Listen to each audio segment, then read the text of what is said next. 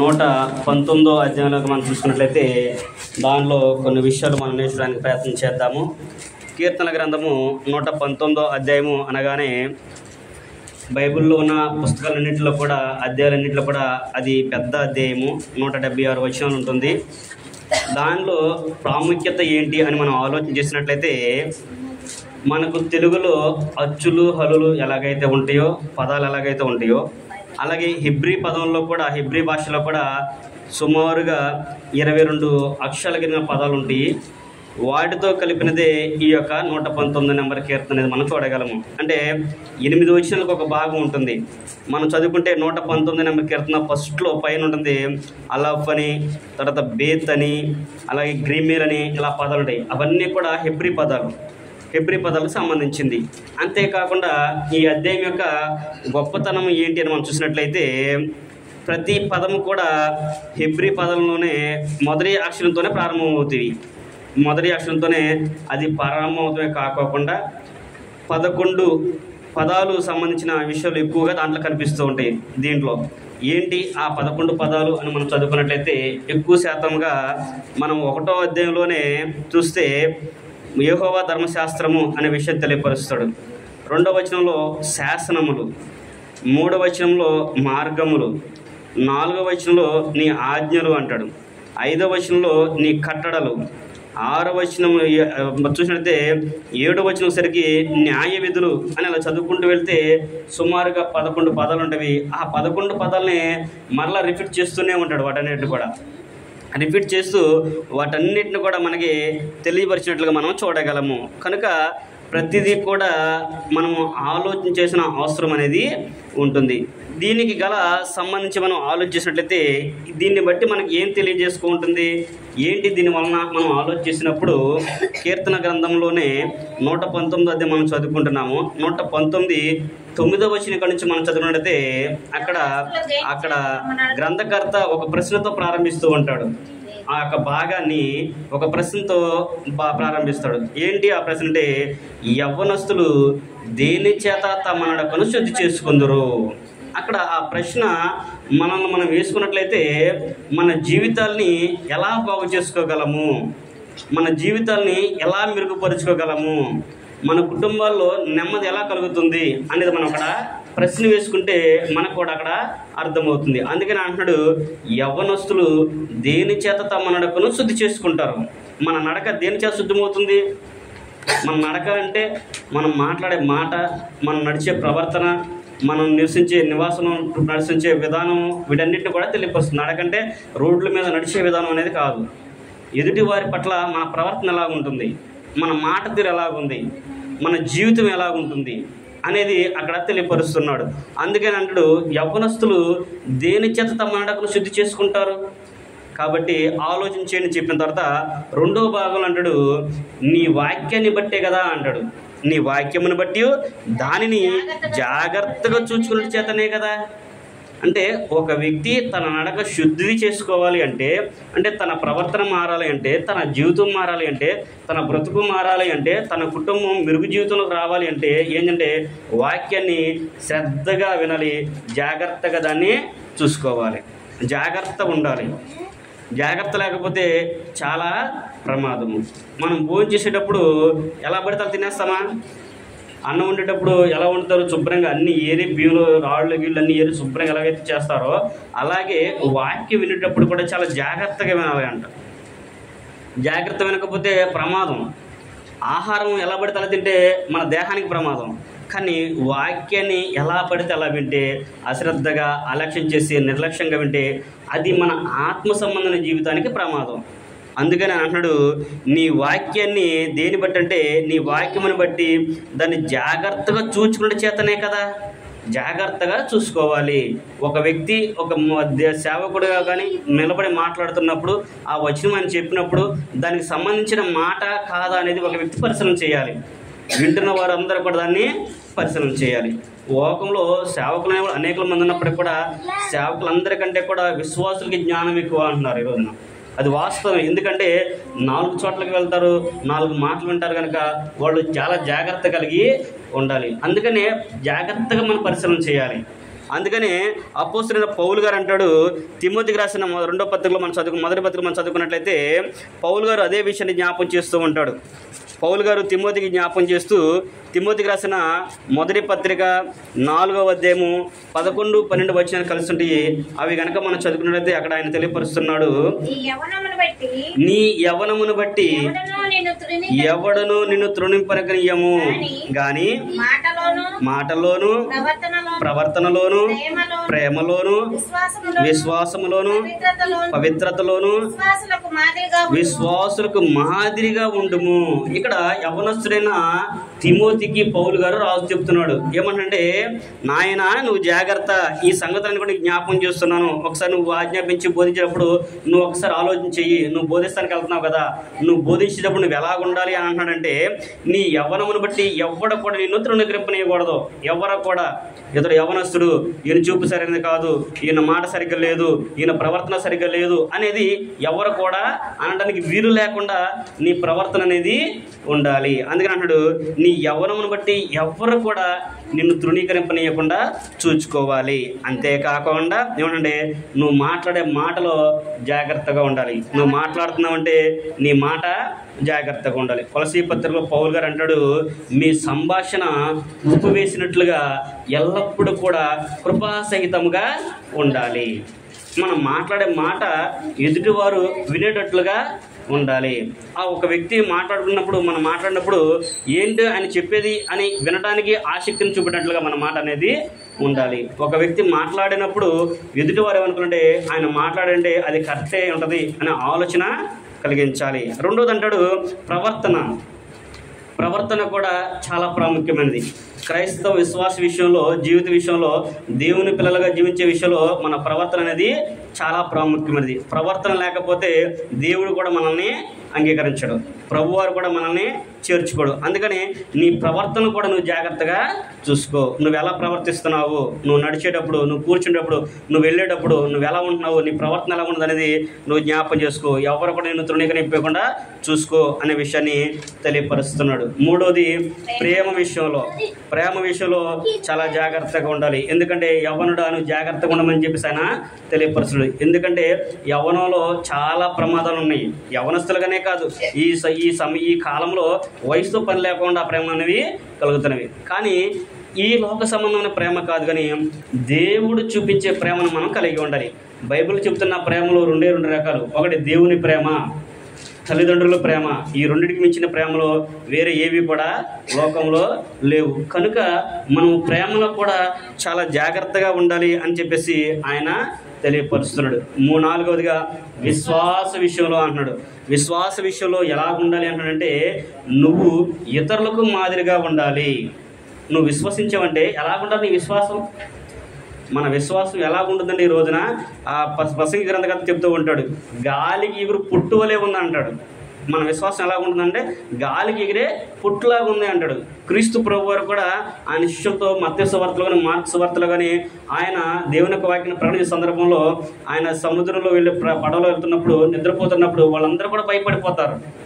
తుఫాను వచ్చింది, మమ్మల్ని చనిపోతున్నాము, నీకు చింత లేదా అని అంటాడు. అల్ప విశ్వాసులారా ఎందుకు మీరు భయపడుచున్నారు అని అంటాడు. అంటే విశ్వాసంలో కూడా రకాలు ఉన్నాయి కనుక మనము విశ్వాస విషయంలో కూడా నమ్మకత్వాన్ని కలిగి ఉండాలి. విశ్వాసులకు తండ్రి అయినటువంటి అబ్రహాం గారిని మనం జ్ఞాపకం చేసుకుంటే ఆయన విశ్వాస విషయంలో ఏ మాత్రం కూడా వెనుకడుగేయలేదు.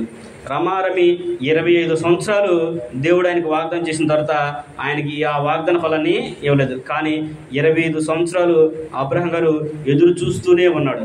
విశ్వాస విషయంలో నిర్లక్ష్యానైనా నీరుగారిపోలేదు. మరి ఈ రోజున మన విశ్వాసం అలా ఉన్నదా? దేవుడు వాగ్దానం చేసిన వాడు నమ్మదగిన వాడు, ఆయన చేశాడంటే అది తప్పకుండా తీరుతుందనే విశ్వాసం నీకుందా? నేను ప్రార్థన చేసుకుంటే నా దేవుడు నాకు సమస్తాన్ని సమకూర్చి జరిగిస్తాడని నమ్మకం నీకుందా? నేను పని చేస్తే నా దేవుడు నా పనికి ఫలితాన్ని దయచేస్తాడు అని చెప్పాడు కదా ఆయన చెబుతున్నాడు కదా. నువ్వు చేసే పని ఏదైతే ఉందో అది నీ మనసుతో నీ ఇష్టపూర్వకం చేస్తే ఆ పనిలో నువ్వు నిపుణత గలవాడే అవుతావు అనే విషయాన్ని చెబుతూ ఉంటాడు. తన పనిలో నిపుణత గలవాడిని చూసివా, వాడు ఎలా ఉంటాడంటే రాజుల ఎదుట అధికారుల ఎదుట కూడా ధైర్యంగా నిలబడతాడు. అంటే నువ్వు పని ఏది చిన్ననుకో దాని మీద నీ శ్రద్ధను అనేది నువ్వు నిలిపాలి. అంతేకాకుండా 5:6 అంటున్నాడైన పవిత్రతలోను అనే విషయాన్ని కూడా తెలియపరుస్తున్నాడు. పవిత్రత అనేది ప్రాముఖ్యము. అంటే పరిశుద్ధత అనేది ప్రతి వ్యక్తికి కూడా ప్రాముఖ్యమైనది. పరిశుద్ధత లేకుండా ఎవడు కూడా ప్రభువుని చూడలేడు అనే విషయాన్ని చెబుతూ ఉన్నది. పేతురు పత్రికలో పేతురు గారు అంటాడు, నేను పరిశుద్ధుడైన ప్రకారము మీరును పరిశుద్ధులై ఉండండి. మీ దేవుడైన నేను పరిశుద్ధుడైన కనుక మీరు కూడా పరిశుద్ధులై ఉండండి. పరిశుద్ధత లేకుండా ఎవరు కూడా ప్రభువును చేరలేరు అనే విషయాన్ని తెలియపరుస్తూ, నీవు ఈ విషయాలన్నింటిలో కూడా విశ్వాసులకు మాదిరిగా ఉండాలి. అంటే ఒక వ్యక్తి ప్రార్థనకు వెళ్తానంటే ఎదుటి వారికి మనం మాదిరికరంగా ఉండాలి. మనం ప్రార్థనకి వెళ్ళి వస్తున్నామంటే, బైబిల్ పట్టుకున్నామంటే, ఏదో నల్లట్టు పట్టుకుని ఇల్లు వచ్చేస్తున్నామంటే కుదరదు. దానిలో ఉన్న విషయాన్ని మనం గ్రహించి దాన్ని బట్టి మన జీవితాలని మార్చుకోవాలి. బైబిల్ని కనుక మనం తలదించుకొని చదివితే అది మన తలని ఎత్తుకొని జీవించేట్లుగా మనల్ని చేస్తుంది అనే విషయాన్ని కూడా మనం అనేక సందర్భాల్లో చదువుకుంటూ ఉంటాం. కనుక అక్కడ కీర్తనాకారుడు చెప్పినట్లుగా యవనస్తులు దేని చేత మన నడకను శుద్ధి చేసుకుంటారంటే, యవనస్తులనే కాదు ప్రతి వ్యక్తి కూడా, ప్రతి వయసులో ఉన్నవారు కూడా దేని బట్టి తమ నడకను శుద్ధి చేసుకోవాలంటే ఆయన వాక్యాన్ని బట్టి జాగ్రత్తగా దాన్ని చూచుకున్నట్టు చేత.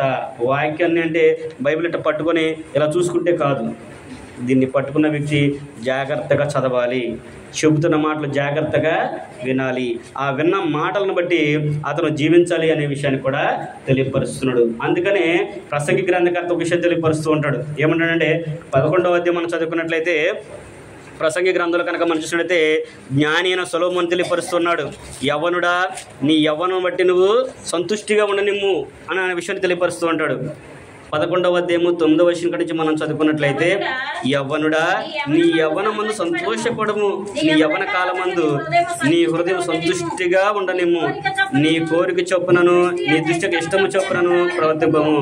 అయితే వీటన్నిటిని బట్టి దేవుడు నిన్ను తీర్పును తెచ్చునని జ్ఞాపకుంచుకొనుము.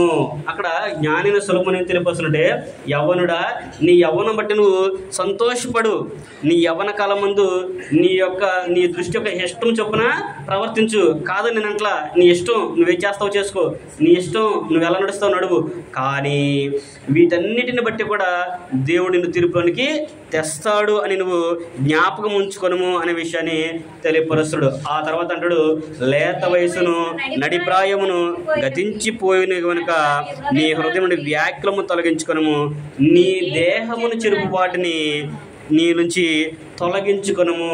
నీ దేహాన్ని చెడిపేది ఏదైతే ఉన్నదో వాటన్నింటిని కూడా నువ్వు తొలగించుకో. అంతేకాకుండా 12వ వచనం అంటాడు, దుర్దినములు రాకముందే వీటి యందు నాకు సంతోషం లేదు నువ్వు చెప్పు సొంతం రాక మునిపే, వాన వెలిసిన తర్వాత మేఘాలు మరలా రాకముందే, చీకటి కమ్మిన తర్వాత ఎలాగైతే రావని చెప్తున్నాడో అలాగే నీ బాల్య దినములు ఎందే, అది మనకి ప్రాముఖ్యమైనది. ఏంటంటే నీ బాల్య దినములు ఎందే నీ సృష్టికర్తను స్మరణకు తెచ్చుకొనుము. నీ బాల్య దినముందే నువ్వు సృష్టికర్తను స్మరణ తెచ్చుకున్నావు అనుకో, అప్పుడు నీవు ఎంత పెద్దవాడు అయినప్పటికీ కూడా, నీవు ముసలితనం ఇచ్చినప్పటికీ కూడా నువ్వు ఆయన మార్గం నుంచి తొలగిపో. సామెత గ్రంథకర్త అదే తెలియపరుస్తాడు, బాలుడు నడవలసిన త్రోవను వాడికి నేర్పించము, వాడు పెద్దవాడైనప్పుడు అక్కడ కింద ఫుట్ నోట్లో ఇస్తాడు, అంటే వృద్ధుడైనప్పుడు అతడు ఆ మార్గం నుంచి తొలగిపోడు అనేది తెలియజేస్తున్నాడు. అంటే మనం చిన్ననాటి నుంచి పిల్లల్ని దేవుని వాక్యంలో పెంచాలి. అయ్యా తల్లిదండ్రులుగా మేము ఉన్నాం, కానీ మనందరికీ తండ్రి అయిన దేవుడు ఒక ఆయన అయ్యా, ఆయనే మనల్ని పుట్టించాడు. మనం ఈ రోజున ఈ స్థితిలో ఉన్నామంటే ఇదంతా కూడా ఆయన దయయ్యా, ఆయన కృపయ్యా అని మనం ఆయనకి చెప్పి మొదటిగా ప్రథమ స్థానం ఆయన జీవితంలో దేవునికి ఇచ్చేటట్లుగా మనం ప్రేరేపించాలి. మనం నేర్పించకపోతే ఎవరు నేర్పిస్తారు పిల్లలకి దేవుని గురించి మనం నేర్పించకపోతే ఎవరు చెప్తారు? కనుక మనం నేర్పించాలి. మేము భౌతికంగా నేను తల్లిదండ్రులు కన్నాం అంతే, అయినా కానీ మేము అనుకుని నేను కనలేదు. మనం అనుకుని కన్నా పిల్లల్ని కనుక మనం అనుకుని కనగలిగే సామర్థ్యం అనుకుంటే, కొంతమందికి అచ్చం ఆడపిల్లలే ఉంటారు, వారికి మగపిల్లలు అనుకుంటారు, కానీ మగపిల్లలు కనవచ్చు కదా. మన చేతిలో ఏమీ లేదు, దేవుడే ఇస్తాడు ఆయన. అందుకనే దావీదు గారు కీర్తన గ్రంథంలో ముందే చెప్పాడు, గర్భఫలము యెహోవా ఇచ్చు బహుమానం అంటాడు. ఆయనే మనం పుట్టించాడు అనే విషయాన్ని కూడా తెలియపరుస్తున్నాడు. కనుక మన తల్లిదండ్రులకు దేవుడు మనల్ని పుట్టించాడు కనుక మనము కూడా మన బాల్యదినం నుండే మన సృష్టికర్తను స్మరణకు తెచ్చుకుంటే ఏ వయసులో కూడా దేవుని విడిచే అవకాశం అనేది ఉండదు అనే విషయాన్ని ఇక్కడ ప్రసంగి గ్రంథకర్త కూడా మనకి తెలియపరుస్తున్నాడు. కనుక ప్రతి విషయంలో కూడా మనం ఏంటంటే జాగ్రత్త అనేది కలిగి ఉండాలి. ఓన్లీ యవనస్తులకే అని అనుకుంటే కుదరదు. ఇక్కడ కీర్తన గ్రంథము 119 చెప్పినట్లుగా ఓన్లీ యవనస్తులకే అది కాదు, అందరికీ అన్ని వయసుల వారికి ఇది వర్తిస్తుంది. కనుక అందరం కూడా ఈ యొక్క వాక్యాన్ని మన జీవితాలకి అన్వయించుకోవాలి అనేది కీర్తనకారుని యొక్క ఉద్దేశము. 10వ వచనం కనుక మనం చదువుకున్నట్లయితే 2వ భాగంగా, నా పూర్ణ హృదయంతో నిన్ను వెదకి ఉన్నాను, నన్ను నీ ఆజ్ఞను విడిచి తిరగనీయకము. 119 10వ వచనము ఏమన్నాడైనా, నా పూర్ణ హృదయంతో నిన్ను వెతికేదను అనే విషయాన్ని తెలియపరుస్తున్నాడు. అదే విషయాన్ని మనం చదువుకుంటే దేవుని వాక్యం కూడా మనకేం తెలియపరుస్తుందంటే, ఒక వ్యక్తి దేవుని సన్నిధికి వచ్చినప్పుడు లేదా దేవుని సన్నిధికి వెళ్ళినప్పుడు నువ్వు దేవుని ఇంట్లోనైనా సరే నువ్వు ప్రార్థన చేసినప్పుడు ఎలా ఉండాలంటే నీ పూర్ణ హృదయంతో నువ్వు దేవుణ్ణి ప్రార్థించాలి. నువ్వు ఈ పూర్ణంతో నువ్వు దేవుణ్ణి సేవించాలి. ఆయన కొత్త నిబంధనలో కదా, పాత నిబంధనలో కూడా ఆయన ధర్మశాస్త్ర ప్రకారం కూడా ఇశ్రాయేలు అందరూ కూడా ఆజ్ఞాపించాడు. ద్వితీయోపదేశకాండము 10వ అధ్యాయము 12వ వచనం కనుక మనం చదువుకున్నట్లయితే అక్కడ మోషే గారి ద్వారా దేవుడు ఇశ్రాయేలుకి ఇచ్చినటువంటి ధర్మశాస్త్రంలో కూడా ఆయనకు వారికి తెలియపరిచాడు.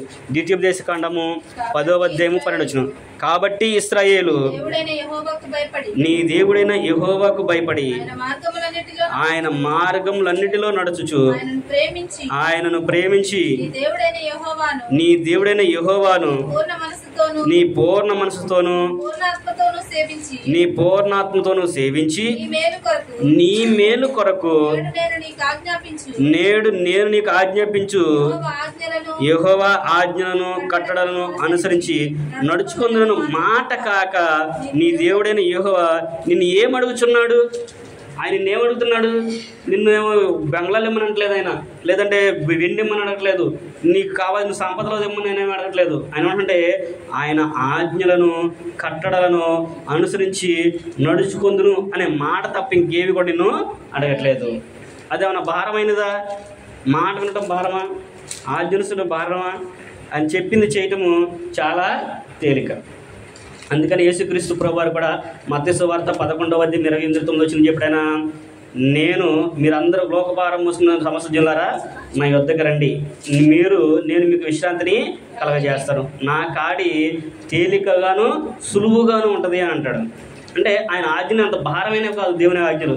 అందుకనే ప్రభువారు కూడా ఆ విషయాన్ని చెప్పాడు. ఇది ఇక్కడ ద్వితీయోపదేశకాండంలో మోషే గారు ఎలాగైతే ఇశ్రాయేలుకి ఆజ్ఞాపించాడో ఇదే సందర్భాన్ని ప్రభువు యేసుక్రీస్తు వారు కూడా చెప్పాడు.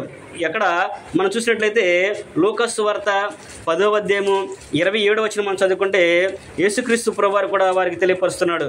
లూకా సువార్త 10వ అధ్యాయము 27వ వచనం మనం చదువుకుంటే ఆయన ఆ విషయాన్ని జ్ఞాపకం చేస్తూ ఉన్నాడు. అతడు నీ దేవుడైన ప్రభువును నీ పూర్ణ హృదయముతోను నీ పూర్ణ మనసుతోను నీ పూర్ణ శక్తితోను నీ పూర్ణ వివేకముతోను ప్రేమింపవలనియు నిన్ను వలె నీ పొరుగు వారిని ప్రేమింపవలనియు వ్రాయబడి ఉన్నదని చెప్పాను. క్రీస్తు ప్రభు వారి దగ్గరికి ఒక ధర్మశాస్త్రోపదేశకుడు అంటే ఒక అధికారి వచ్చి ఆయన అడుగుతున్నాడు, ఆజ్ఞలో శ్రేష్టమైన ఆజ్ఞ ఏంటి, మొదటి ఆజ్ఞ ఏంటి, ఏ ఆజ్ఞను మేము పాటించాలి అని అడిగినప్పుడు ఆయన అన్నిటికంటే ప్రాముఖ్యమైనది నీ దేవుడైన ప్రభువును నీ పూర్ణ ఆత్మతోను నీ పూర్ణ శక్తితోను నీ పూర్ణ హృదయంతోను వివేకముతో ఆయనను సేవించాలి. అలాగే నువ్వు ఎలాగైతే నీ దేవుని ప్రేమిస్తున్నావో నీ దేవునితో పాటు నిన్ను వలె నీ పొరుగు వారిని కూడా నువ్వు ప్రేమించాలి. నిన్ను ఎలాగైతే ప్రేమించుకుంటావో అలాగే నీ పొరుగు వారిని కూడా ప్రేమించాలి అనే విషయాన్ని ప్రభువారు కూడా సెలవిచ్చాడు. కనుక ఆయన శాసనాల్ని ఎవరైతే అనుసరిస్తారో వారు వీటన్నిటిని కూడా పాటించాలి. అందుకని ఇక్కడ అంటున్నాడు, నేను పూర్ణహృదయంతో నిన్ను వెదకి ఉన్నాను, నా పూర్ణహృదయంతో నిన్ను వెతకానయ్యా, నువ్వు నాకు దొరికావు, కాబట్టి నేను నా పూర్ణహృదయంతో నిన్ను సేవిస్తాను అనే విషయాన్ని అక్కడ కీర్తనకారుడు మనకు తెలియపరిచినట్లుగా చూడగలము. అలాగే అదే 10వ వచనంలో 2వ భాగం మనం చూసినట్లయితే నన్ను నీ ఆజ్ఞను విడిచి తిరగనీయకము. ఏమన్నా అక్కడ ఆజ్ఞలు ఉన్నాయి, ఆయన ఆజ్ఞలు విడిచి తిరిగేటట్లుగా నన్ను చేయి మాకు, ఎందుకంటే సమస్తం చేయగలవాడు నీవే గనక నీకు అసాధ్యమైనది ఏది కూడా లేదు. కాబట్టి నేను నీ మార్గాన్ని అనుసరించి నడుచుకోవాలి, కానీ నీ ఆజ్ఞను విడిచి తిరిగేటట్లుగా నన్ను చేయి మాకు అనే విషయాన్ని ఆయన జ్ఞాపకం చేస్తున్నాడు. ఒకడు దేవుని యొక్క ఆజ్ఞలను, ఆయన మాటను ఎలా విడిచి తిరుగుతున్నాడో అనే విషయాన్ని కూడా గ్రంథం మనకి తెలియపరుస్తుంది. మనం బైబిల్ని పట్టుకుని ప్రార్థనకి వెళ్ళినంత మాత్రాన, లేదా మనం భక్తితో విశ్వాసంతో ప్రార్థన చేసినంత మాత్రాన, మనకున్న దాంట్లో కొంత తీసుకెళ్ళి దేవునికి ఇచ్చినా కానీ అది దేవుని ఆజ్ఞను పాటించినట్లు కాదు. ఏమని చెప్తున్నాడంటే, ఒక వ్యక్తి అన్నీ చేసినప్పుడు కూడా ఆయన ఆజ్ఞ మీరే అవకాశం ఉంటుంది, తప్పు చేసే అవకాశము ఉంటుంది. ఎలాగంటాడంటే, నన్ను నీ ఆజ్ఞను విడిచి తిరగనీయకము అనే విషయం జ్ఞాపకం చేశారు కదా. ఇదే విషయాన్ని గురించి మనం చదువుకున్నట్లయితే అపోస్తలుడైన పౌలు గారు ఎఫెసీయులకు రాసిన పత్రిక 6వ అధ్యాయము 1-3 కనుక మనం చదువుకున్నట్లయితే, అక్కడ పౌలు గారు ఎఫెసీ పట్టణానికి రాస్తూ ఆ విషయాన్ని జ్ఞాపకం చేస్తుంటాడు. 6వ అధ్యాయము 1-3 మనం చదువుకున్నట్లయితే, పిల్లలారా ప్రభువునందు మీ తల్లులకు విధేయులయుండుడి, ఇది ధర్మమే, నీకు మేలు కలుగునట్లు నీ తండ్రిని తల్లిని సన్మానింపము, అప్పుడు నీవు భూమి మీద దీర్ఘాయుష్మంతుడవగుదువు. ఇది వాగ్దానంతో కూడిన ఆజ్ఞలో మొదటిది అనే విషయాన్ని చెబుతున్నాడు. ఇక్కడ కీర్తనకారుడు అని చెప్పాడు 10వ అధ్యాయం 2వ భాగంలో, నీ ఆజ్ఞలను విడిచి నన్ను తిరగనీయకము. ఇప్పుడు పౌలు గారు ఏమన్నాడు, ఇది వాగ్దానంతో కూడిన ఆజ్ఞలలో మొదటి ఆజ్ఞ ఏది? తల్లిదండ్రులను సన్మానించాలి, గౌరవించాలి. ఎవరైతే తల్లిదండ్రులను సన్మానించట్లేదో, గౌరవించట్లేదో వాళ్ళు దేవుని యొక్క ఆజ్ఞలను తిరస్కరిస్తున్నారు. అక్కడ మనకు అర్థమవుతుంది, నీ ఆజ్ఞను విడిచి నన్ను తిరగనీయకమన్నాడు కదా. ఎవరైతే తల్లిదండ్రులు అంటే భయం లేదో, వారి మీద గౌరవం ఉండదో, వారు చెప్పిన మాట వినరో, వాళ్ళకి అవిధేయులుగా ఉంటారో, వాళ్ళు దేవుని యొక్క ఆజ్ఞలను మీరుతున్నారు అనేది మనము జ్ఞాపకం చేసుకోవాలి. ఎవరైనా ఆలోచన చేస్తారా? ఇప్పుడు మీ తల్లిదండ్రులు ఉన్నారు, మీరు ఉన్నప్పుడు, మేము ఉన్నప్పుడు మేము పలానా పని చెప్పనుకోండి, నేను వెళ్ళను అని మీరు చెప్తే ఏం చేస్తున్నారు? మీరు తల్లి తండ్రి చెప్పిన మాట మీరు తిరస్కరిస్తారు. అంటే దేవుని యొక్క ఆజ్ఞను మీరుతున్నారు. సన్మానించడం అంటే శాలువాలు కప్పి దండలేసి ఇది చేయడం కాదు. ఏం చేయాలి అంటే తల్లిదండ్రులకి వాళ్ళు చెప్పిన మాట మనము వినాలి, వాళ్ళ మాటకు మనము లోబడాలి. అదే పౌలు గారు ఇక్కడ జ్ఞాపకం చేస్తున్నాడు. కీర్తనకారుడు యవ్వనుడా అని ఎలాగైతే అన్నాడో ప్రతి వ్యక్తి కూడా దాన్ని వర్తింపజేసుకోవచ్చు. అందరికీ తల్లిదండ్రులు ఉన్న పిల్లలందరికీ, ఇప్పుడు మా తల్లిదండ్రులు ఉన్నారు, మా తల్లిదండ్రులకి వాళ్ళ తల్లిదండ్రులు ఉన్నా కానీ వాళ్ళు కూడా వాళ్ళని ఏంటంటే వాళ్ళ తల్లిదండ్రులకు వాళ్ళు లోబడి జీవించాలి. అలా కొంతమంది మనం చూస్తుంటాం, 3 తరాలు పిల్లలు ఉన్నవాళ్ళు ఉంటారు. వాళ్ళు కూడా వాళ్ళు ఎంత వయసులో ఉన్నప్పటికీ కూడా తన పిల్లలు వాళ్ళకి పిల్లలే కనుక వాళ్ళ మాట వాళ్ళు వినాలనేది దేవుని యొక్క వాక్యము తెలియపరుస్తుంది. అలా ఎవరైతే మీరతారో వాళ్ళు దేవుని యొక్క ఆజ్ఞను మీరిన వారుగా అక్కడ మనకి తెలియపరుస్తుంది. రెండో విషయం మనం చూసినప్పుడు దేవుని యొక్క వాక్యాన్ని సరిగ్గా వినకపోవడం కాదులే కానీ ఆయన ఆజ్ఞను పాటించకపోవడం అనే విషయాన్ని కూడా తెలియపరుస్తున్నాడు. గలతీయులకు రాసిన పత్రికలో మనం చదువుకున్నట్లయితే అపోస్తలుడైన పౌలు గారు గలతీయులకు రాసిన పత్రిక 1వ అధ్యాయము 6వ వచనం నుంచి కనుక మనం చదువుకున్నట్లయితే అక్కడ పౌలు గారు జ్ఞాపకం చేస్తున్నాడు. గలతీయులకు రాసిన పత్రికలో మంచిది గలతీయులకు అంటున్నాడు, క్రీస్తు కృపను బట్టి మిమ్మల్ని పిలిచిన వారిని విడిచి భిన్నమైన సువార్తకు మీరింత త్వరగా తిరిగిపోవడం చూడగా నాకు ఆశ్చర్యమగుచున్నది. అది మరి ఒక సువార్త కాదు కానీ క్రీస్తు సువార్తను చెరపగోరి మిమ్మల్ని కలవరపరచువారు కొందరున్నారు. మేము మీకు ప్రకటించిన సువార్త గాక మరి యొక్క సువార్తను మేమైనను పరలోకం నుండి వచ్చిన యొక్క దూతైనను మీకు ప్రకటించిన యెడల వాడు శాపగ్రస్తులవును గాక. మేము ఇది వరకు చెప్పిన ప్రకారము ఇప్పుడు మరలా చెప్పుచున్నాము. ఆల్రెడీ అంతకుముందు చెప్పేశారు వాళ్ళు, ఎవరో అపోస్తలులు చెప్పేశారు, ఇంతకుముందు ఒకసారి చెప్పారు. మేము ఇది వరకు చెప్పిన ప్రకారంగా మరలా ఇప్పుడు చెప్పుచున్నాము, మీరు అంగీకరించిన సువార్త గాక మరి ఒకటి ఎవడైనా మీకు ప్రకటించిన వాడు శాపగ్రస్తుడవును అనే విషయాన్ని తెలియపరుచుడు. అంటే ఆదిమ సంఘము దేవుడు పరిశుద్ధాత్మ ప్రేరణ ద్వారా అపోస్తలులందరి ద్వారా కూడా మొట్టమొదటిలోనే సువార్తను ఆయన ప్రకటించేశాడు. ప్రకటించిన తర్వాత ఈ గ్రంథాన్ని వాళ్ళు లిఖితం చేసి గ్రంథాన్ని పుటం వేసి దీన్ని మనకి ఇచ్చారు. ఈ గ్రంథంలో ఉన్న సువార్తను బట్టి కాకోకుండా ఎవరైతే వ్యతిరేకంగా ఆలోచన చేస్తారో, ఎవరైతే ఇంతకు మించి కావాలని ఆలోచన చేస్తారో వాళ్ళందరూ కూడా శాపగ్రస్తులు. అందుకని ఇక్కడ అన్నాడు వాళ్ళు కూడా దేవుని యొక్క ఆజ్ఞను మీరి తిరుగుతున్నారు. అందుకని ఇక్కడ అన్నాడు భిన్నమైన సువార్తకు మీరు అంత త్వరగా తిరగడం చూడగా నాకు ఆశ్చర్యం అవుతున్నది. భిన్నమైన సువార్త లోకంలో ఎక్కువ శాతం 100% భిన్నమైన సువార్త ప్రకటింపబడుచున్నది. కనుక దాన్ని ప్రతి వ్యక్తి కూడా ఆలోచన చేయాలి. సువార్తకు అవిధేయులు కాకుండా జీవించాలి అనేది ఇక్కడ పౌలు గారు కూడా తెలియపరుస్తున్నాడు. మేము ఏదైతే ప్రకటించామో అది కాకోకుండా ఎవరైనా వేరేది ప్రకటించినట్లా వాడు శాపగ్రస్తుడు అవుతాడు. అంతేకాకుండా మేము మీకు మొదట ప్రకటించాం కదా, మరలా మేము ఇంకోసారి వచ్చి అయ్యా మేము మొన్న చెప్పాం కానీ అది కరెక్ట్ కాదు, ఇది కరెక్ట్ అని చెప్పాడు అనుకోండి, వాడు కూడా శాపగ్రస్తుడే అంటున్నాడు. అంతేకాకుండా పరలోకం నుంచి ఎవరైనా దూత దిగొచ్చి ఇదిగో మీరు వాళ్ళకి పౌలు చెప్పారు కానీ మీకు అది కాదు, దావీదు చెప్పాడు కానీ అది కాదు, ఇదిగో సౌలు చెప్పాడు కానీ అది కాదు, మేము చెబుతున్నాం మరలా ఇది రాసుకోండి అని చెప్పినా కానీ వాడు కూడా శాపగ్రస్తుడే అని అన్నాడు. అంటే మొదటి శతాబ్దంలోనే దేవుడు గ్రంథాన్ని పుటం వేసి మనకి ఇచ్చాడు. అందుకని ఇందులో ఉన్న అన్నీ కూడా మానవుని ఇచ్చగాని మానవుని యొక్క ఆలోచన కాదని పేతురు గారు చెబుతూ ఉంటాడు. పేతురు గారు అంటాడు దీనిలో ప్రవచనం ఎలా పుట్టిందంటే దేవుని యొక్క ఆలోచన బట్టి వచ్చిందే కానీ మానవుని ఇచ్చగాని మానవుని యొక్క ఆలోచన కానీ కాదు. దేవుడు పుట్ట వేసి చేయడానికి దీనికి వేరుగా ఇంకేది కూడా మనకి అవసరం లేదు. దీంట్లో ఉన్నదాన్ని బట్టి మనము నడవాలి, దీన్ని అనుసరించి మనము జీవించాలి. ఆయన అంటాడు మేము ప్రకటించిన సువార్త గాక అనే విషయాన్ని చెప్పాడు. సువార్త అనే పదానికి నిర్వచనం కూడా గ్రంథం మనకి తెలియపరుస్తుంది. సువార్త అంటే ఏంటి?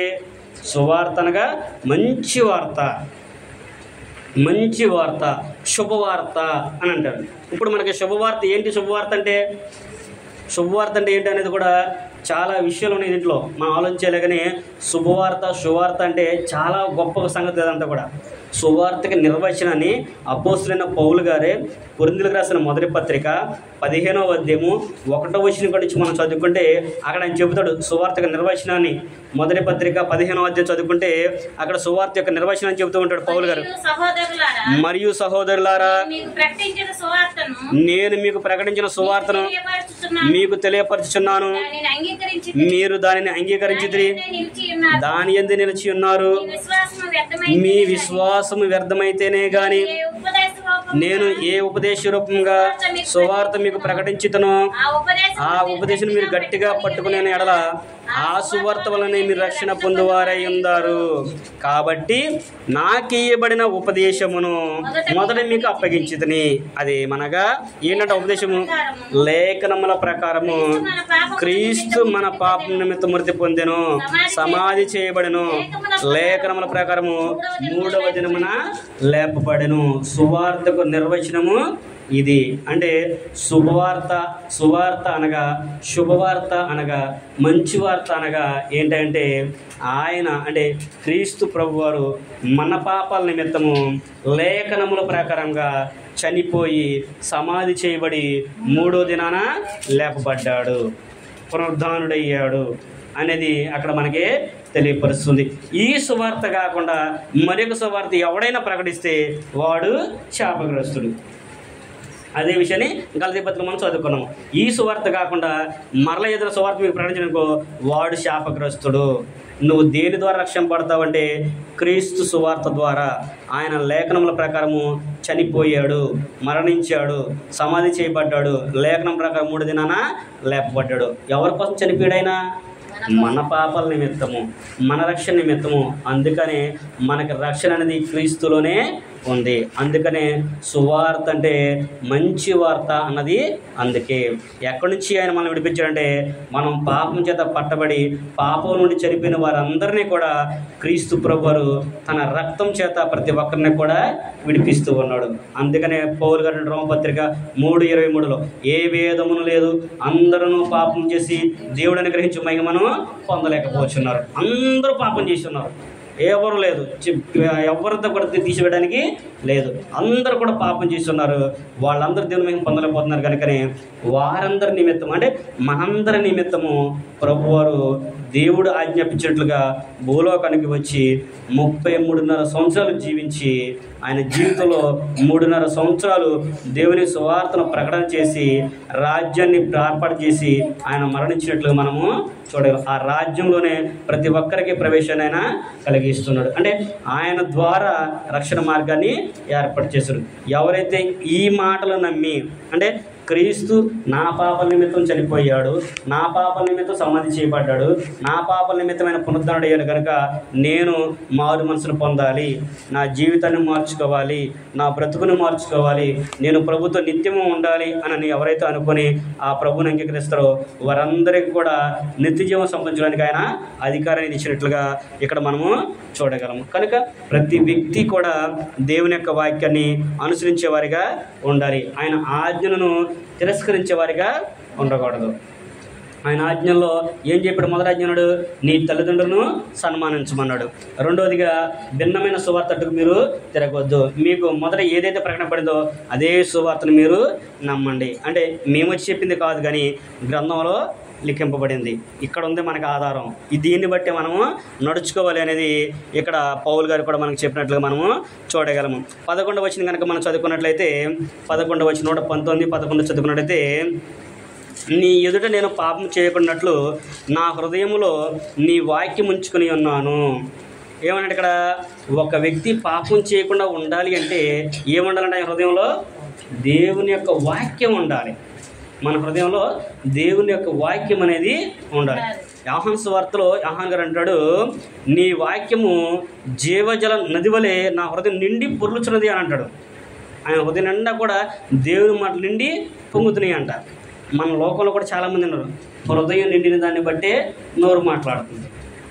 మన హృదయం ఏమైతే అనుకుంటామో అదే బయటికి మనం డెలివరీ చేస్తాం. అదే ఇక్కడ ఆయన కూడా చెప్తున్నాడు, నా హృదయంలో నేను పాపం చేయకుండా ఉండాలి అంటే నీ వాక్యము నా హృదయంలో ఉండాలి. అంటే మనం పాపం చేయకుండా ఉండాలి అంటే దేవుని యొక్క వాక్యం మన హృదయంలో ఉండాలి. దేవుని వాక్యం ఉందనుకో, మన హృదయం ఉందనుకోండి, బూతులు తిట్టకూడదు అని ఉంది, అబద్ధం ఆడకూడదు అని ఉంది. వాక్యం గుర్తొచ్చినప్పుడు అబద్ధం ఆడతామా?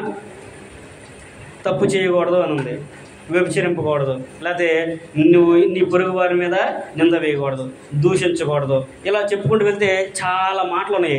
అవన్నీ చేస్తారు కదన్నా. నిన్ను వరి నీ పొరుగు వారిని ప్రేమించాలని చెప్పి అన్నాడు కదా, మనం చదువుకున్నాం కదా. మనం అప్పుడు ఎదుటి వారిని ప్రేమించకుండా ద్వేషిస్తామా? నీ శత్రు కొరకు నువ్వు ప్రార్థన చేయమని చెప్పన్నాడు, అది చేస్తే నీకు ప్రయోజనకరం అని అన్నాడు. అప్పుడు ఏం చేస్తాం? ఒకవేళ నీ హృదయంలో ఆ వాక్యం ఉంటే మనము మన శత్రువు కొరకు కూడా ప్రార్థన చేస్తాం, మనం హింసించే వారి కొరకు మనం ప్రార్థన చేస్తాం. అదే విషయాన్ని ఇక్కడ పౌలు గారు కూడా, ఇక్కడ కీర్తనకారుడు కూడా చెప్పాడు. అందుకనే నా హృదయంలో నేను పాపం చేయకుండా ఉండాలంటే నా హృదయం నిండా కూడా నీ మాటలు ఉండాలి, నీ వాక్యం ఉండాలి అనే విషయాన్ని చెప్తున్నాడు. ఇదే విషయాన్ని గురించి పౌలు గారు తిమ్మతికి రాస్తూ 2వ పత్రిక 2వ అధ్యాయం 15 వచనం మనం చదువుకుంటే, దేవుని ఎదుట యోగ్యునిగాను సిగ్గుపడనక్కర్లేని పనివానిగాను సత్యవాక్యమును సరిగా ఉపదేశించేవానిగాను నిన్ను నీవే దేవుని ఎదురు కనపరచడానికి జాగ్రత్త పడము అని అంటాడు. ఇప్పుడు నేను చేసే పని ఏదైతే ఉందో, ఇప్పుడు ఉదాహరణకి ఒక ఎంప్లాయీ ఉన్నాడు అనుకోండి, మనం పనిచేసే కంపెనీ ఉందనుకోండి, ఆ కంపెనీలో మనము పనిచేస్తూ ఉన్నప్పుడు నీ సామర్థ్యం కొద్ది నువ్వు పనిచేసావు అనుకో, నీ యజమాని వచ్చినప్పుడు అంటే మన పైన ఉన్న అధికారి వచ్చినప్పుడు నిన్ను ఏమన్నా మాట అంటాడా? మాట అంటానికి అధికారం ఉంటుందా? ఏముండదు. ఎందుకంటే నీ పనిని నువ్వు సంపూర్ణంగా నెరవేరుస్తున్నావు కాబట్టి. అందుకని ఇక్కడ పౌలు గారు కూడా తిమ్మతితో అంటాడు, అయ్యా నువ్వు సిగ్గుపడకుండా ఉండాలి అంటే నీకు ఏ పని అయితే అప్పగింపబడిందో ఆ పనిలో నువ్వేం చేయాలంటే యోగ్యునిగా నువ్వు ఉండాలి. నీ పని నువ్వు సంపూర్ణంగా నెరవేర్చేవాడికి నువ్వు ఉండాలి. నీకు సామర్థ్యం గురించి దేవుడు కనుక నువ్వు అలాగ జీవిస్తే నువ్వు మనిషి ఎదుటి కాదు, దేవుని ఎదుటి నువ్వు ధైర్యంగా నిలబడగలవు. ఆనాడు మనం చనిపోయినా లేకపోతే ప్రభు వచ్చినా కానీ మనం ఎలా నిలబడుతుంటే, ప్రభువా నువ్వు నాకు అప్పగించావు, ఆ పని సంపూర్ణంగా నెరవేర్చును అనే విషయాన్ని మనం ధైర్యంగా చెప్పగలం. అందుకనే ఇదే అందరూ కూడా అనుకుంటారంట, ఇదే ధైర్యంతో ఉంటారంట, ఏది మేము దేవుడు చెప్పిన ప్రకారం చేస్తున్నాం కదా అని ఆలోచనతోనే ఉంటారంట. కానీ మీరు చేసేది కరెక్ట్ కాదు అని ప్రభువారే తెలియపరుస్తూ ఉంటాడు. అందుకనే భూమి మీద ఉండగానే మనం లేఖనాన్ని పరిశీలన చేసి జాగ్రత్తగా తెలుసుకోవాలి. ఉదాహరణ చదువుకుంటే మత్తయి సువార్త 7వ అధ్యాయము 22వ వచనం నుంచి మనం చదువుకుంటే, ప్రభువా ప్రభు అని పిలిచి ప్రతివాడును పరలోక రాజ్యంలో ప్రవేశింపడు కానీ పరలోకమందున నా తండ్రి చిత్తం ఉంది, ఆ చిత్త ప్రకారం చేయవాడే అందులోనికి ప్రవేశిస్తాడు అని చెప్పిన తర్వాత ఆ దినమున అనేకులు వచ్చి, ప్రభువా నీ నామమున అద్భుతములు చేయలేదా, మహత్కార్యాలు చేయలేదా, దెయ్యాలను వెళ్ళగొట్టలేదా అని అంటారంట. అంటే వాళ్ళు చేసే పనులన్నిటి గురించి చెప్తారంట. అక్కడ కింద వచనంలో ప్రభువారు ఏమన్నాడు, అక్రమము చేయవారులారా నేను మిమ్మల్ని ఎన్నడను ఎరుగను, మీరు నా యొద్ద నుండి పొండని వారితో చెప్పుదును అనే విషయాన్ని జ్ఞాపకం చేస్తూ ఉన్నాడు. ఏమనుకుంటున్నారు ఈ రోజున? దెయ్యాలను వెళ్ళగొట్టామనుకుంటున్నారు, అద్భుతాలు చేసామంటున్నారు, మహత్కార్యాలు మేము చేసామని చెప్పుకుంటున్నారు. కానీ ప్రభు వచ్చినప్పుడు వారందరూ కూడా ఏమంటున్నాడు, అక్రమము చేయవారులారా అనేది చెబుతున్నాడు ఆయన. అంటే దెయ్యాలను వెళ్ళగొడతాం, అద్భుతాలు చేస్తాం, మహత్కార్యాలు చేయడం ఏంటంట అక్రమం అనేసి ఆయన చెబుతున్నాడు. అంటే ఏమనుకుని ఆలోచన చేస్తారు వాళ్ళు? అదే జీవితంగా ఉంటున్నారు వాళ్ళు. మహత్కార్యాలు, అద్భుతాలు, దెయ్యాలను వెళ్ళగొట్టడమే గొప్ప పనిగాలు పెట్టుకొని దేవుని యొక్క వాక్యాన్ని నిర్లక్ష్యం చేస్తున్నారు. కానీ వాక్యానుసారం నువ్వు జీవించినప్పుడు పరలోకమందున్న తండ్రి ఒక చిత్తం ఉంది, ఆ చిత్తాన్ని ఆయన గ్రంథస్థం చేయించాడు, తన కుమారుని ద్వారా మనకు నేర్పించాడు, అది అపోస్తలులందరూ కూడా ప్రకటించారు. దాన్ని దేవుడు పరిశుద్ధాత్మ ద్వారా ముద్ర వేయించి గ్రంథం మనకిచ్చాడు. దీన్ని బట్టి మనం అనుసరించి నడుచుకుంటే మనము రేపు ప్రభు వచ్చినప్పుడు ఆయన దగ్గర ధైర్యంగా మనము నిలబడగలం. అదే పత్రికలో అదే సువార్త మనం చదువుకుంటే, మత్తయి సువార్తలోని యోహాను సువార్త మనం చదువుకుంటే, నా తండ్రి చేత ఆశించబడిన వారులారా రండి, లోకం పుట్టినది మొదలుకొని మీ కొరకు ఏర్పడిపరిచిన రాజ్యం నుండి మీరు వెళ్ళండి అనే విషయాన్ని చెబుతుంటాడు. కుడి ప్రక్కన ఉన్న వారిని, ఎడ పక్కన వారిని పిలిచి ఆయన చెప్పినట్లుగా మనము చూడగలము. కనుక మనము దేవుని యొక్క వాక్యము మన హృదయంలో ఉండాలి.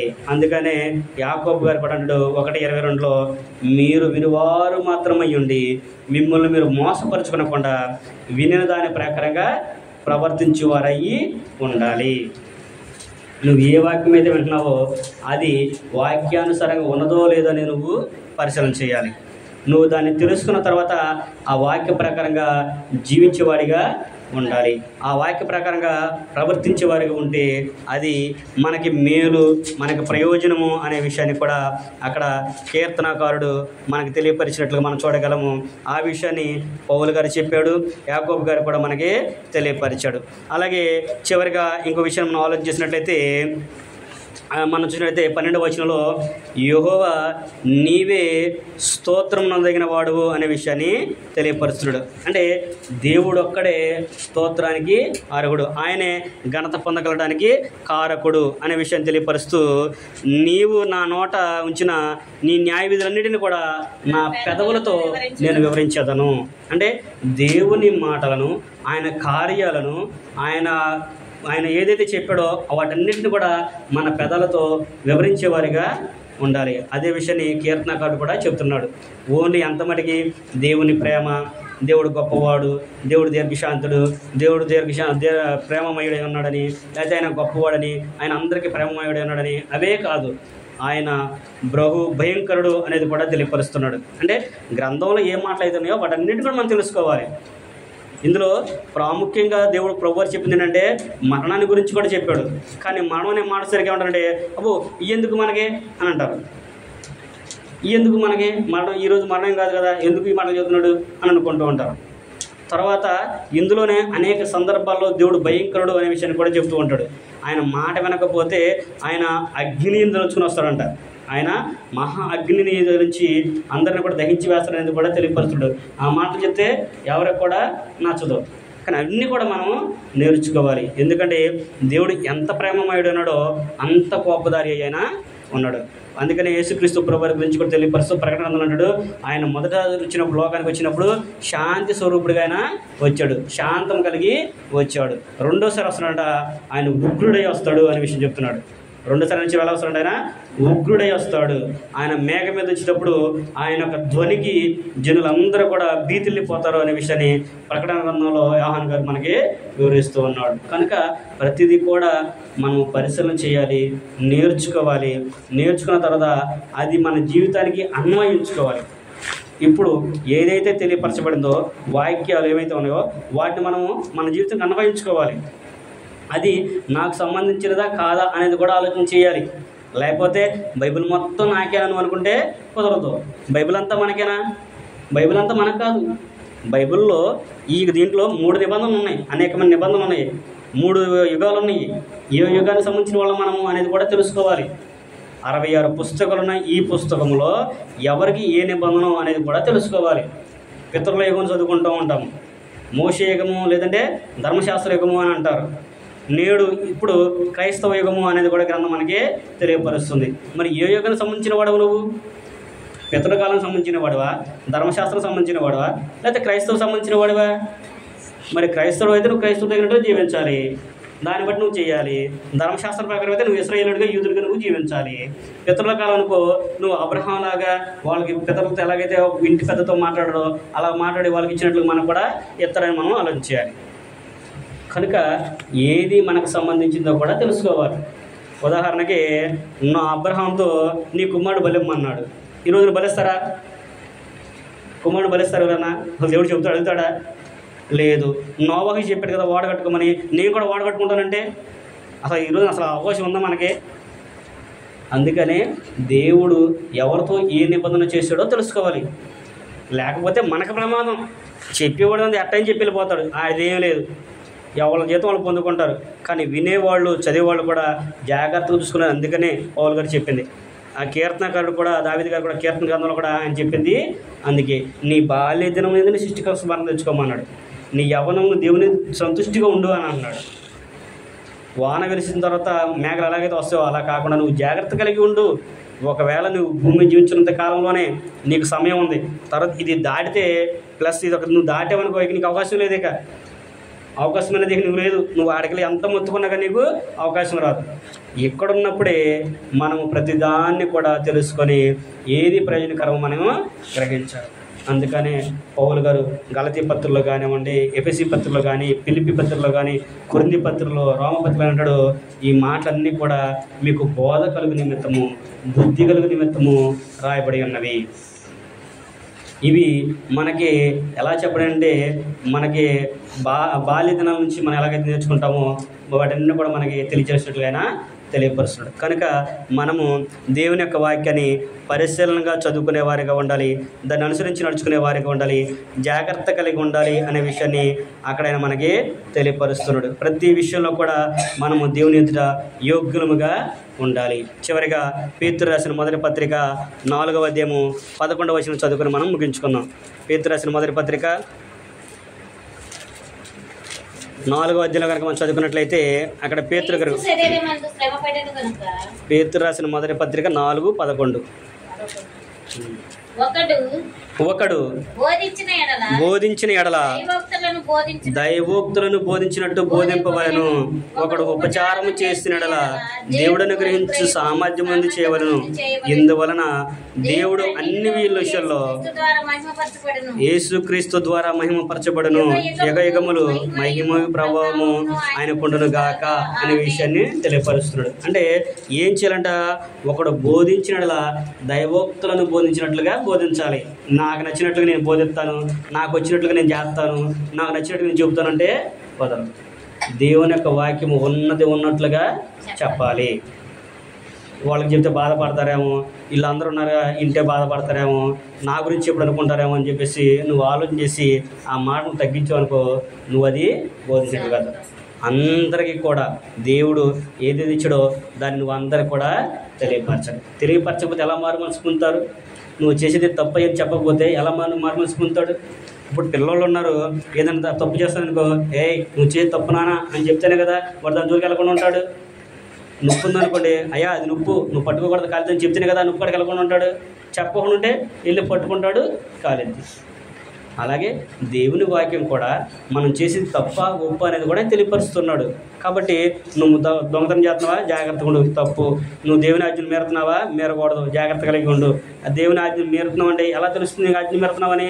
ఇదిగో పౌలు గారు చెప్పాడు, ఒకటి తల్లిదండ్రులు సన్మానించాలన్నాడు. రెండోది యేసుక్రీస్తు ప్రభువు చెప్పాడు, నీవు పూర్ణ దేవుణ్ణి సేవించాలి అన్నాడు. నువ్వు పూర్ణ యువతాన్ని ప్రార్థించాలి. నువ్వు పూర్ణ హృదయం చేయలేదనుకో అది ప్రయోజనకరము కాదు. నువ్వు చేసేది ఏదైతే ఉందో అది ప్రేమతో చేయాలి, పూర్ణ హృదయంతో దాన్ని చేయాలి. అప్పుడు దేవుడు దాన్ని అంగీకరిస్తాడు. కనుక ఎప్పుడైతే మనం అలా చెబుతామో అప్పుడు ఎదుటి వ్యక్తి కూడా తన తప్పును తెలుసుకుని ఇవాళ కాకపోతే రేపు కాకపోతే ఎల్లుండే తన ఇష్టం. దేవుడు ఒకవేళ మారుమనసు అనుగ్రహిస్తే మారుతారు, లేకపోతే అది దేవుడు చూసుకుంటాడు. అదే విషయాన్ని అపోస్తలులు అందరూ కూడా చెప్పారు. పౌలు గారు కొద్ది మొదటి పత్రికలో అంటాడు, నేను నాటితని, అపోలో నీళ్లు పోసారు, వృద్ధి కలుగజేయవాడు దేవుడే.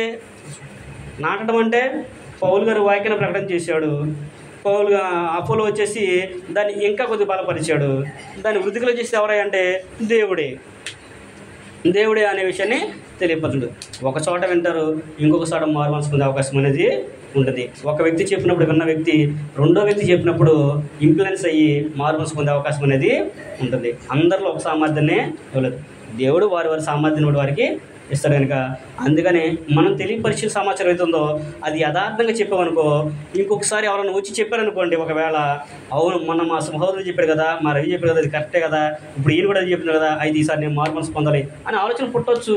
చెప్పలేము, అది దేవుడే కలుగజేస్తాడు అనే విషయాన్ని అక్కడ మనం చూడగలం. కనుక ఇప్పటి వరకు కూడా కీర్తన గ్రంథము 119వ అధ్యాయము 9వ వచనం నుంచి 12వ వచనం మనం ధ్యానం చేసాము. అందులో ఉన్న సారాంశం ఏంటంటే యవ్వనులనే కాదు కానీ ప్రతి వయసులో ఉన్న వారికి ఇది అవసరము. దేన్ని బట్టి తమ నడక శుద్ధి చేసుకుంటారంటే దేవుని యొక్క వాక్యాన్ని జాగ్రత్తగా చూసుకున్నట్టు చేతనే అనే విషయాన్ని తెలియపరచడం, జాగ్రత్త దాన్ని అనుసరించి ప్రవర్తించడము అనేది చెప్పాడు. రెండో విషయం మనం ఏం చూసామంటే రెండో విషయం అన్నాడు ఆయన. రెండో విషయం మనం చూసినప్పుడు నా పూర్ణహృదయంతో నిన్ను వెదకెదను అనే విషయాన్ని చెప్పాడు. అంటే ఒక వ్యక్తి పూర్ణ హృదయంతో దేవుణ్ణి ఆరాధించాలి, దేవుణ్ణి సేవించాలి, పూర్ణ హృదయంతో ప్రతి పనిని కూడా జరిగించాలి అనేదాన్ని తెలియపరచాడు. మూడు వచ్చినట్టయితే ఆయన యొక్క ఆజ్ఞలను విడిచి తిరగకుండా ఉండేటట్లుగా సహాయం చేయమని చెప్పేసి ఆయన వేడుకున్నాడు. దేవుని యొక్క ఆజ్ఞలను విని విడిచిపెట్టి తిరిగే వారికి మనము ఉండకూడదు అనేది తెలియపరచడు. నాలుగోదిగా మనము దేవుని ఎదుట పాపం చేయకుండా ఉండాలి అంటే ఏముండాలి అంటే మన హృదయం నిండా కూడా దేవుని యొక్క వాక్యము ఉండాలి అనే విషయాన్ని చెప్పాడు. చివరిగా ఐదోది ఏంటంటే దేవుడు ఒక్కడే స్తోత్రార్హుడు, ఆయన ఒక్కడే కనుక ఆయనకి స్తోత్రం చెల్లించేటట్లుగా మనము ఎదుటి వారి పట్ల మన ప్రవర్తన అనేది ఉండాలి అంటే మనము దేవుడు తన మాటలు ఏవైతే చెప్పాడో అవి ఉన్నట్లుగా ఎదుటి వారికి వివరించామనుకోండి, అప్పుడు వాళ్ళు కూడా దేవుణ్ణి స్తుతిస్తారు. మీరు ప్రకటన చదువుకుంటే మనం స్తోత్రం హల్లెలూయా అంటాం కదా, దాన్ని ఏంటంటే ప్రభువుని స్తుతించుడి అనే పదానికి అర్థం అది. కింద పుట్టినట్లో హల్లెలూయా అనే పదాన్ని వాడతాడు. హల్లెలూయా అంటే దేవుని ప్రభువుని స్తుతించడం. ఎవరు చెప్తావు? నువ్వు స్తుతించాలి, నువ్వు చెప్పాలి. ఎదుటి వాళ్ళ గురించి నీకు అనవసరం. నువ్వేం చేయాలి? నువ్వు ప్రభువుని నీ జీవితం ద్వారా నువ్వు స్తుతించాలి. అది దేవునికి ఘనత. కనుక అలాగ మన జీవితంలో ఉండాలనే విషయాన్ని ప్రేమతో మీకు తెలియపరుస్తూ నేను తెలియపరచుకుంటూ ఈ మాటలందరితో ముగిస్తాను. ఓపికతో మీ అందరికీ కూడా ప్రభు నామమున వందనాలు తెలియపరచు. అందరికి కూడా వందనాలు.